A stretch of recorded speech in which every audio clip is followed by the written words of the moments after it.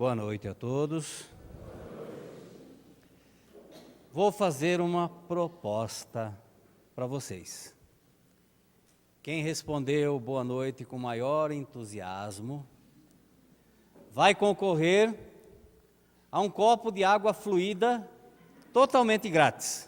Boa noite, gente. Não esqueçam de ir embora, antes de ir embora, tomar a água fluida. Essa música é linda, né? Música linda, maravilhosa. A letra muito profunda. A música vem complementar. E ainda mais nas vozes da Maria, do Valdir, que nos trazem alegria de podermos, após a música, poder trazer algumas palavras a vocês. Mas é interessante nós pensarmos, porque nós cantamos com alegria. Todas as vezes nós cantamos com uma alegria tão grande, porque São Francisco de Assis nos toca o coração. Ele nos fala a alma, ele nos toca a sensibilidade, daquelas fibras mais sensíveis do nosso coração. Mas nós ainda somos desatentos, porque não relapsos. Nós passamos a música, cantamos com emoção, mas no momento seguinte já esquecemos, porque nos envolvemos nos problemas do dia a dia.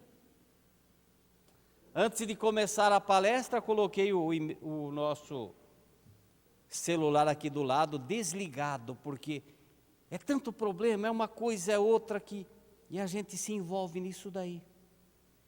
E a letra da música nos fala tão profundo: Senhor, fazei de mim um instrumento da sua paz. No dia a dia, aonde estivermos, com quem estivermos, nós pedimos na canção de Francisco de Assis: fazei de mim um instrumento da sua paz. Será que nós conseguimos ser instrumentos de paz de Jesus? Fazei com que eu procure mais consolar que ser consolado. Olha como é lindo. Mas a gente procura mais consolo do que consolar. Compreender que ser compreendido. Nós queremos sempre a compreensão. Nós colocamos o nosso ego em primeiro lugar. É perdoando que se é perdoado. É vivendo, é morrendo que se vive para a vida eterna. Quando se fala em morte, então, Deus me livre. Eu que o diga. Eu não tenho medo da morte, não. Mas se puder demorar, demora. Demora mais um pouquinho, não tem importância.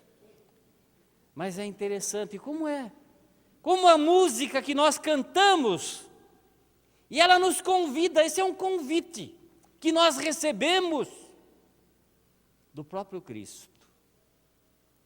Jesus, quando esteve entre nós, e ele fez questão de vir pessoalmente, ele poderia ter enviado outro mensageiro, como tantos outros tiveram, profetas de grande envergadura espiritual que vieram trazer a sua mensagem.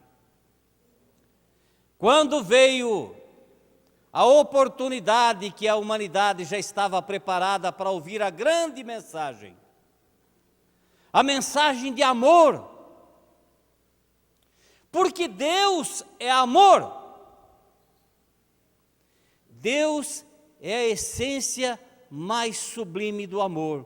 Deus é amor na sua essência mais sublime. E tudo que Deus faz é amor. Então, nós recebíamos as mensagens dos antigos profetas, de acordo com a condição de entendimento da humanidade em cada época em que esses profetas vieram e trouxeram algumas vezes aquela imagem de um Deus austero, severo, sempre pronto a punir os filhos desobedientes.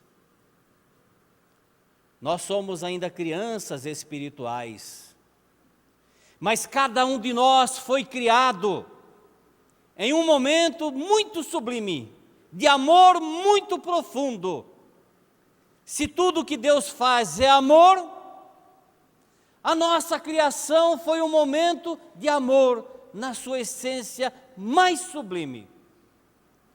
Ele nos deu o dom de existir, nos deu o dom da vida, nos deu a oportunidade de sermos nós, de existirmos. De vez em quando, nas minhas elucubrações, eu fico pensando, e se eu não existisse? Alguém aqui já se perguntou, e se eu não existisse? Mas nós existimos. Existimos por amor de Deus. Então a imagem que nós tínhamos, a figura de um Deus austero, de um Deus severo, em punições aos filhos desobedientes, com a punição mais terrível que possa existir, de mandar para o fogo eterno, um fogo que queima e não consome, por toda a eternidade. Não era essa a figura do Cristo, do Deus, que Cristo fez questão de trazer pessoalmente. E por essa razão, quando já tínhamos condição de entendimento, Ele se dispôs a descer dos planos de luz, graduar a sua energia, a sua vibração de espírito perfeito, que já saiu fora do tempo da matéria, da forma. É apenas energia, semelhança do próprio Criador, que um dia seremos, quando atingirmos a perfeição. Seremos a imagem e semelhança do Criador, porque não estaremos mais restritos à forma material. Seremos espíritos perfeitos, porque atingiremos a perfeição. Esse é o destino glorioso de cada um de nós. E nisso consiste a bondade, a sabedoria imensa, a perfeição do Criador. O Criador é perfeito e não iria criar seres imperfeitos. Ele nos criou simples e ignorantes, para que através do nosso esforço atingíssemos um dia, pudéssemos galgar o degrau da perfeição. Esse é o grandioso destino de cada um de nós. Um dia atingirmos a perfeição. E quando isso acontecer, o Criador será recompensado. Ele se sentirá recompensado, porque o presente que Ele nos deu foi a vida. E o presente que podemos dar a Deus é aquilo que estamos fazendo da nossa vida. E Ele vai se sentir muito feliz o dia que atingirmos a perfeição e retornarmos ao seio do Criador. Ele vai nos olhar com muito amor, vai nos chamar pelo nome, porque Ele conhece cada um de nós. Deus é amor, Deus é a essência do amor,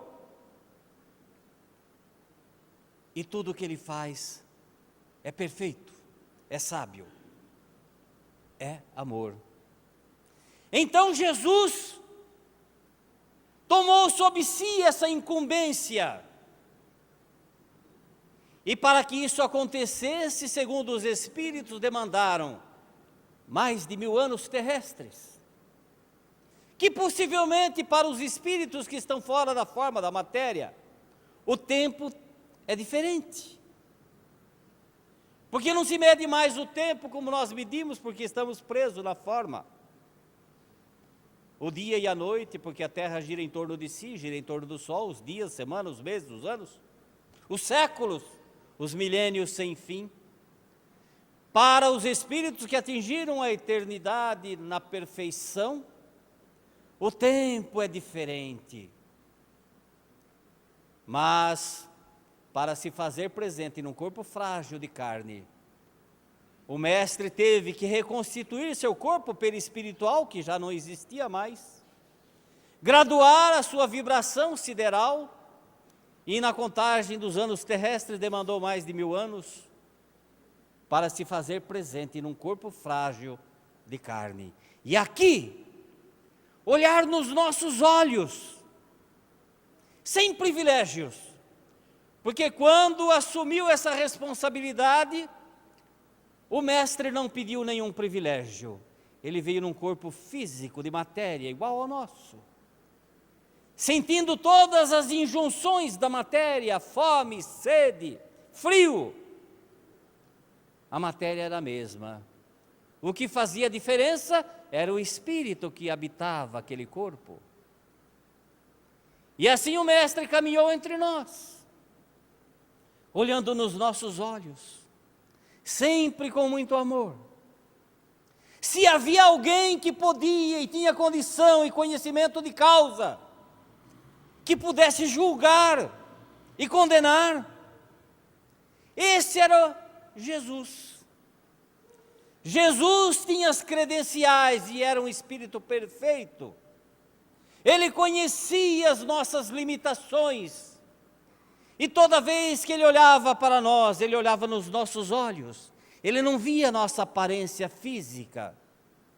Ele via o fundo da nossa alma. Mas ele não se detinha nas nossas mazelas, nas nossas imperfeições, nos nossos defeitos, nos nossos descalabros. Ele via aquilo que nós tínhamos de bom no nosso coração. E tudo o que ele fazia e tudo o que ele ensinava era no sentido de nos fazer acreditar que poderíamos ser melhores. E vendo a nossa dificuldade de entendimento, o mestre nos contou histórias. Ele contava histórias como um irmão maior, um irmão mais velho, consciente das nossas dificuldades, nos ensinou, nos contou histórias, sentou ao nosso lado, sentiu as nossas dificuldades imensas. Na tarde em que ele proferiu o célebre Sermão da Montanha, ele observou todas aquelas criaturas vindas de longe. Eram crianças, eram idosos, eram pessoas doentes, eram alquebrados, eram criaturas sofridas. As coisas não mudaram muito, não. A maior parte das criaturas que buscavam Jesus ainda iam pela dor, porque corria rápida a sua fama, que ele curava. Então as criaturas o buscavam em busca de um conforto material, um conforto para suas dores, para suas agonias, para suas dificuldades.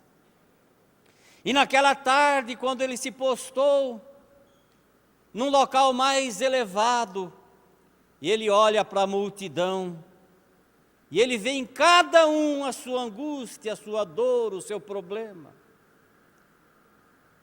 E dizem os espíritos que Jesus se comoveu. Se ele pudesse, ele estenderia as mãos, e na condição de espírito sábio, perfeito, que sabia transmutar as moléculas, manusear as energias, num passe, ele traria a cura física para aquelas criaturas. Mas para a maior parte delas, a dor que as afligia, era a oportunidade da renovação, porque você não vai pelo amor, é pela dor. Ainda somos assim. Ainda é a dor que nos faz caminhar. Não mudou muito passados 2000 anos.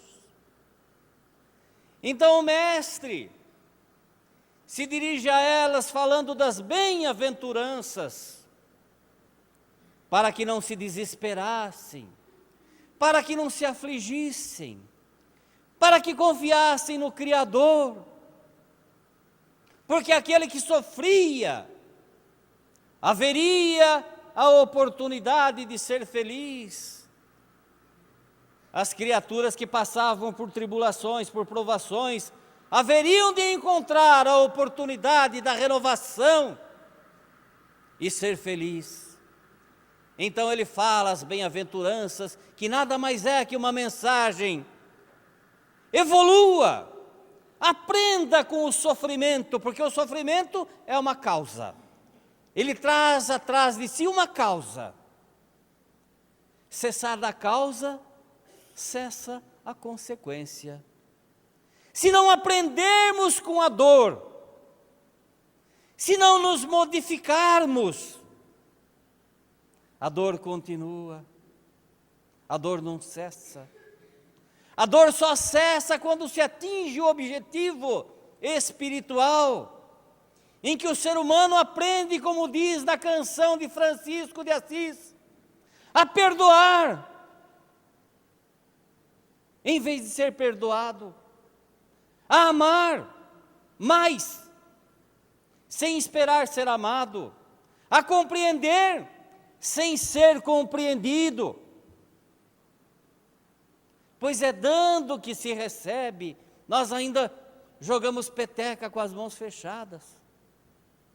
Nós temos dificuldade em amar, em perdoar, em compreender, em termos paciência, tolerância. E nós estamos vivendo um momento muito solene e grave da humanidade. Jesus naquela tarde nos trouxe as bem-aventuranças, que era para nós não perdermos a esperança. Ele contava história, falava parábolas, que eram histórias exemplificando histórias do campo, que era de fácil entendimento. Ele sabia que no final desse ciclo, o advento do Espiritismo já era uma promessa do Cristo. O Espiritismo vem materializar uma promessa do Cristo, quando ele diz: eu vos enviarei o Consolador no momento certo, que fará recordar tudo o que vos tenho dito, na sua simplicidade, na sua pureza, porque com o tempo a sua palavra foi deturpada, foi usada para atingir objetivos pouco louváveis.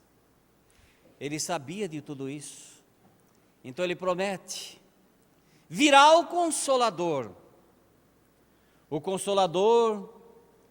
que fará recordar tudo o que vos tenho dito, na sua simplicidade e na sua pureza, e vos dirá aquilo que não posso dizer ainda, porque não teríeis condição de entendimento. E ele conta a parábola dos trabalhadores da vinha, em que o senhor da vinha saiu a procurar trabalhadores, porque os seus vinhedos estavam apinhados, precisavam de alguém que pudesse estar ajudando na colheita da uva. E sai na primeira hora, encontra as pessoas e as convida, promete um pagamento e elas aceitam. Outros não aceitaram, mas aqueles que aceitaram foram de bom grado. Na terceira hora do dia, segundo a parábola, O Senhor verificou que aqueles trabalhadores ainda eram poucos, precisava de mais. Saiu e procurou, encontrou outros e fez o convite. Alguns aceitaram, outros não. Na sexta hora, ele estava preocupado. Ainda havia necessidade de mais trabalhadores. E sai novamente em busca de mais trabalhadores e convidou outros tantos, e a cada um oferece o pagamento.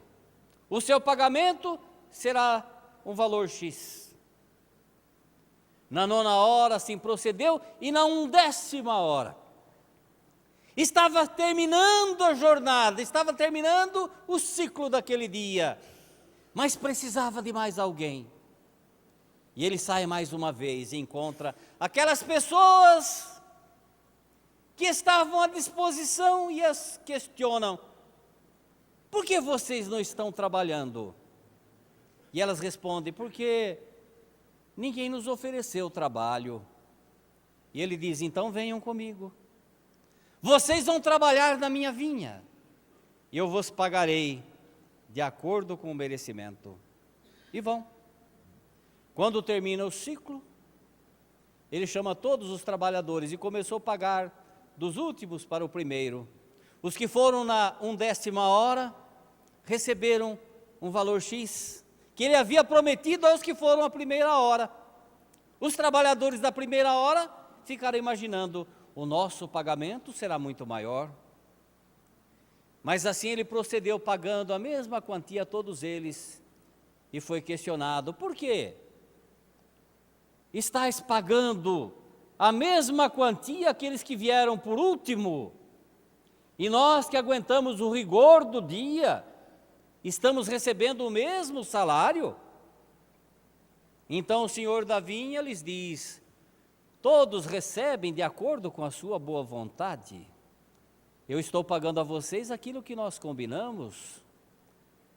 E se eu estou pagando aqueles da 1ª hora, os trabalhadores da última hora, é porque eles demonstraram vontade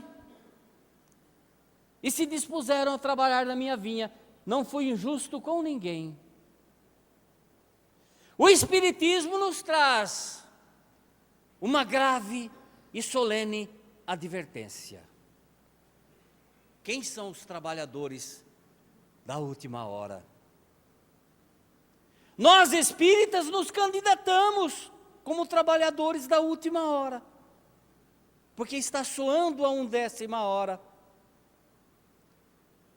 Mas será que nós espíritas, com todo o conhecimento que nos faculta a doutrina, nós realmente somos os trabalhadores da última hora? A análise é do foro íntimo de cada um. Nós podemos responder: será que eu sou mesmo um trabalhador da última hora? Basta analisar a canção de Francisco de Assis. Será que eu já consigo fazer isso? O mestre nos fez vários convites. Como dissemos, ele olhava no fundo dos nossos olhos, ele via aquelas pessoas que tinham condição de segui-los, ele observava e fazia o sublime convite: vem, me segue. Aqueles que ele observava que ainda não tinha condição de entendimento, ele fazia a sublime advertência: vais e não peques mais, para que não te suceda algo pior. O convite de Jesus se renova a cada evangelho, e a sua voz ainda ecoa no espaço, nos chamando: vem, me segue. Quantos de nós já realmente se dispôs a seguir o Cristo? Na noite da última ceia, que ele já sabia que estava prestes a ser entregue, aos carrascos. O mestre se sente comovido.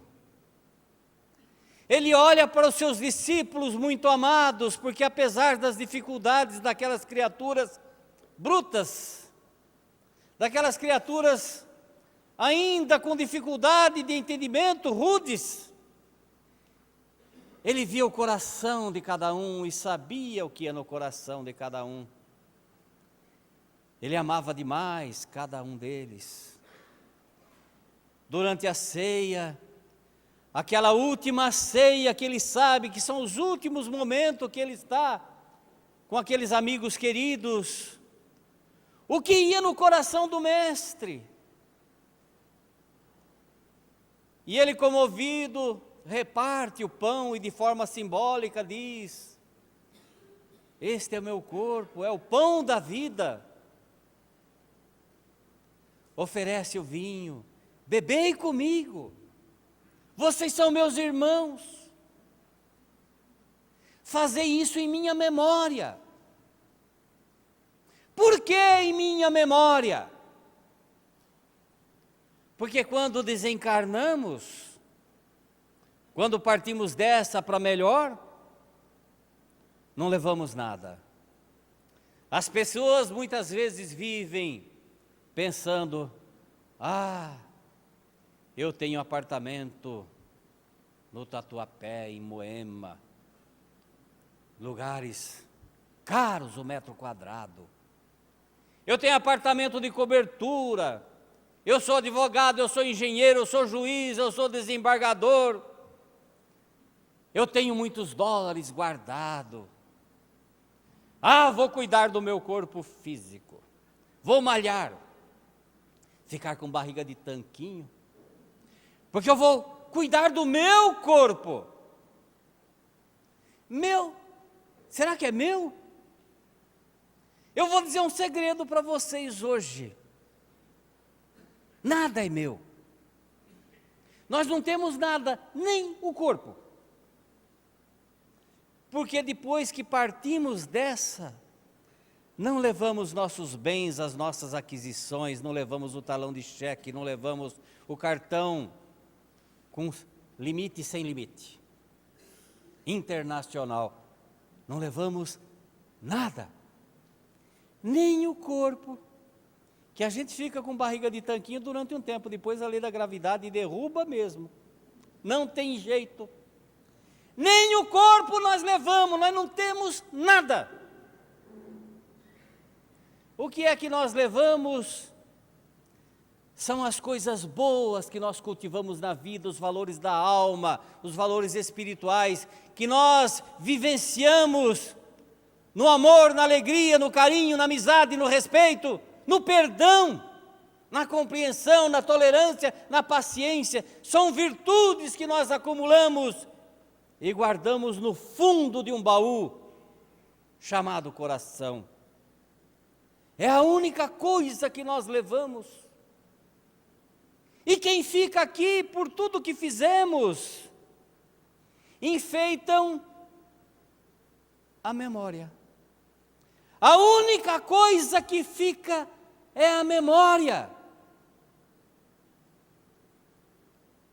Não levamos mais nada. Por isso Jesus dizia: fazei isso em minha memória.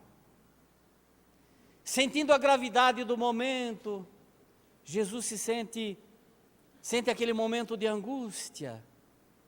Lava os pés dos discípulos. Quando Pedro tenta recusar, ele diz: se você não aceitar, não pode fazer parte do ciclo de amigos.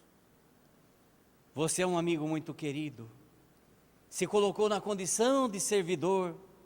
O trabalhador da última hora tem que ser um servidor incondicional. E ele conclui a lavagem dos pés dos discípulos.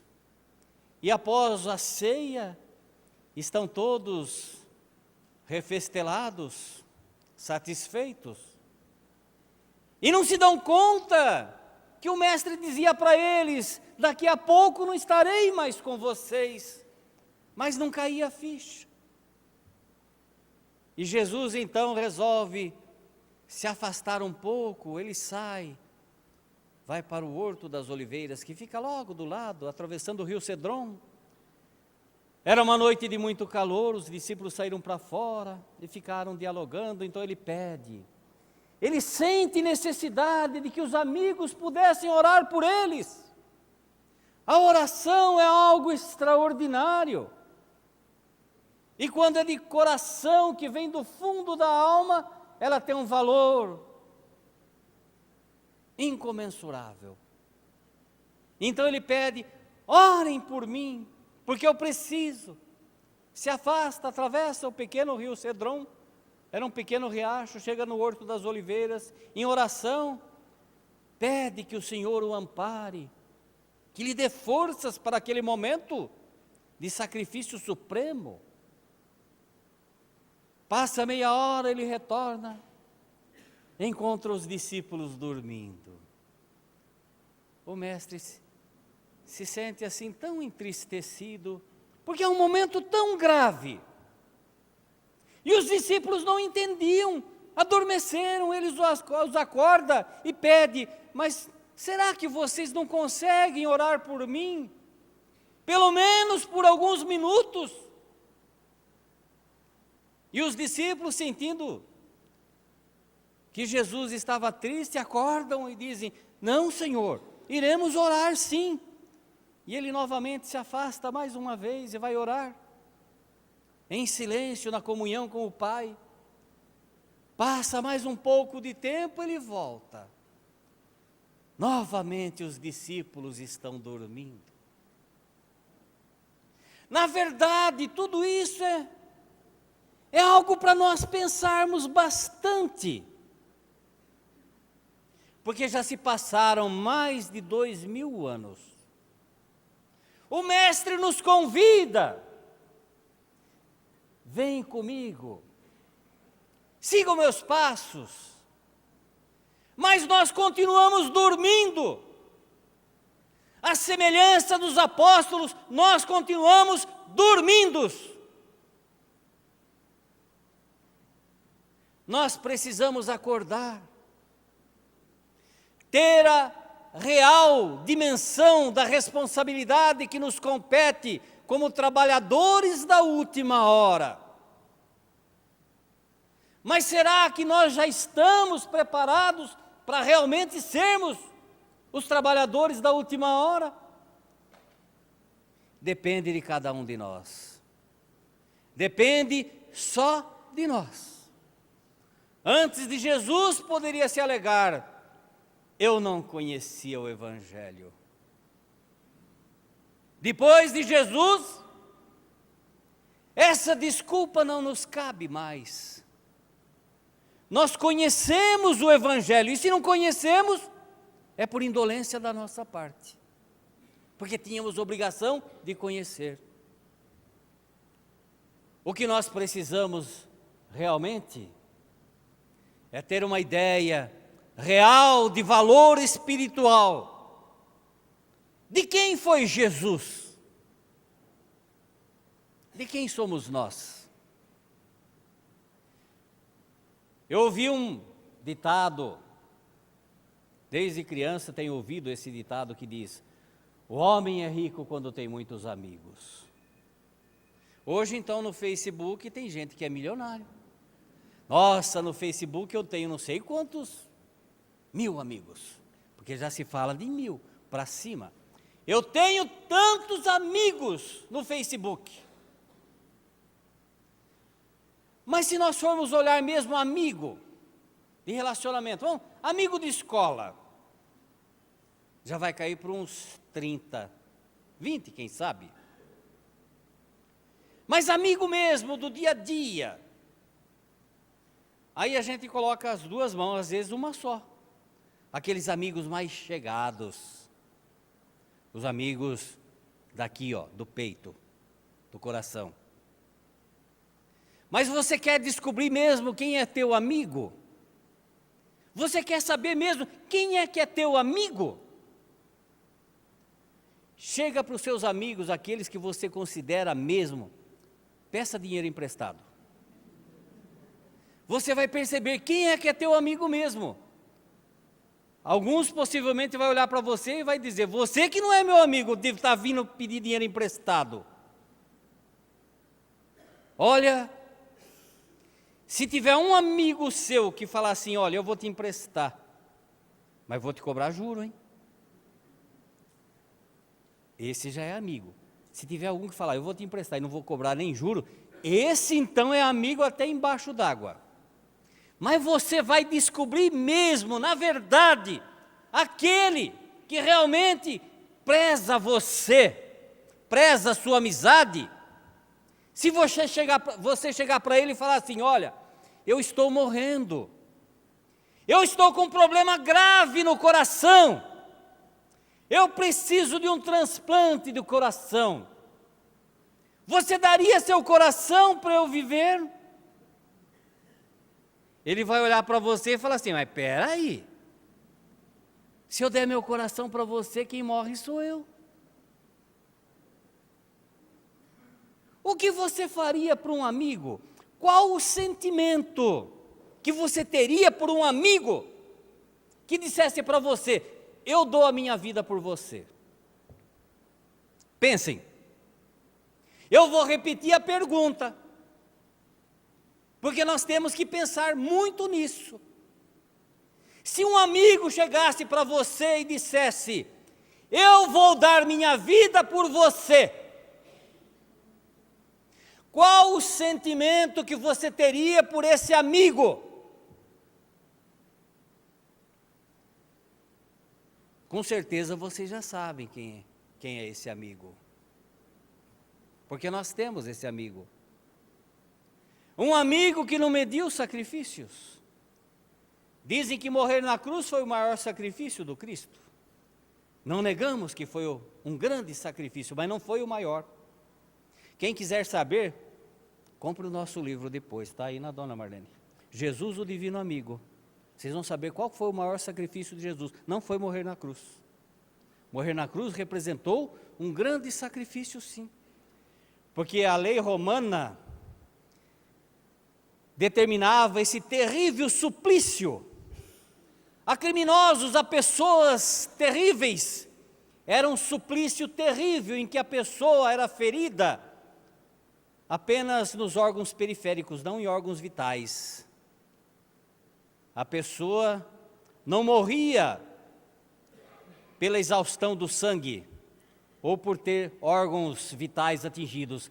Ela morria por absoluta exaustão das suas energias físicas. E isso demandava horas, horas e horas. Naquela posição, após algumas horas de sofrimento, o sangue coagulava, não continuava o sangramento, ele continuava, o corpo físico continuava com as suas funções. Só que aos poucos ia adormecendo as extremidades dos braços, das pernas. Nós temos um órgão físico que é o mais resistente que nós possamos imaginar. É o mais resistente, é o coração. O coração é um músculo que pulsa a todo instante, antes de você nascer.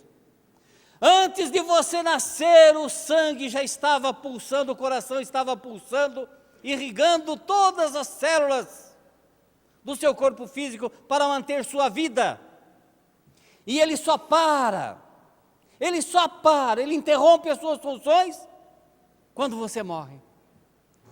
O coração está pulsando. Existe um segundo músculo, que depois do coração é o mais resistente, ele chama-se diafragma. Ele está localizado aqui nas costas e é responsável pela nossa respiração.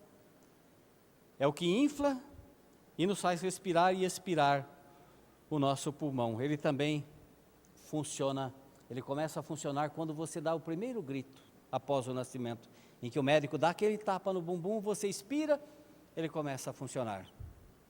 E só para quando você morre. Depois de horas naquela posição, os braços adormecem, o costado de encontro ao madeiro da cruz vai provocando um adormecimento, um entorpecimento do diafragma. a respiração vai se tornando cada vez mais difícil. A morte, ela ocorre depois de uma lenta e dolorosa agonia por asfixia. Essa foi a morte do Cristo. Mas não foi a morte mais, não foi o sacrifício mais importante. Então, esse amigo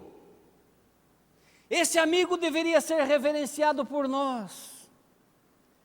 Tem criaturas que ainda pensam em Jesus de forma displicente, falam seu nome como se não estivessem falando nada, virou uma coisa automática. Nós deveríamos realmente ter a real dimensão de quem foi esse amigo, o que ele fez por nós, o que representou aquilo. E quando de novo cantarmos a música de Francisco de Assis, que foi alguém que entendeu essa grande amizade do Cristo pelo ser humano, por nós, e ele fez essa música: Senhor, fazei de mim um instrumento da sua paz. Onde houver ódio, que eu leve o amor. Onde houver desespero, que eu leve a esperança. Que eu possa mais perdoar do que ser perdoado, compreender que ser compreendido. O convite do Mestre continua no espaço, nos chamando: vem comigo. Com certeza muitos de nós acordaremos e seremos realmente os trabalhadores da última hora. Outros, entretanto, continuarão dormindo. A opção é nossa. Ou atendemos o convite do Mestre, com o verdadeiro sentido, com a real dimensão espiritual do que significa isso, ou continuaremos adormecidos. A opção é nossa.